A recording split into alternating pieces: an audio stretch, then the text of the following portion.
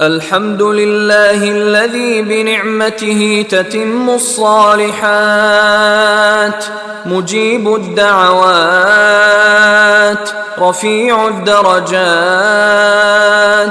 وهو الذي يقبل التوبة عن عباده ويعفو عن السيئات، رافع السماوات ومنزل الآيات، إلهنا وخالقنا ورازقنا وليس لنا رب سواك. اللهم انفعنا وارفعنا بالقرآن العظيم الذي رفعت مكانه وأيدت سلطانه، وقلت يا أعز من قائل سبحانه، فإذا قرأناه فاتبع قرآنه، ثم إن علينا بيانه.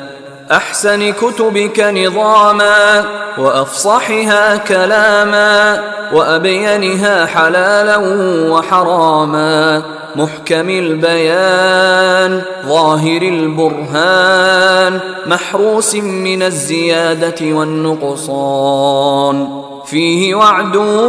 ووعيد، وتخويف وتهديد، لا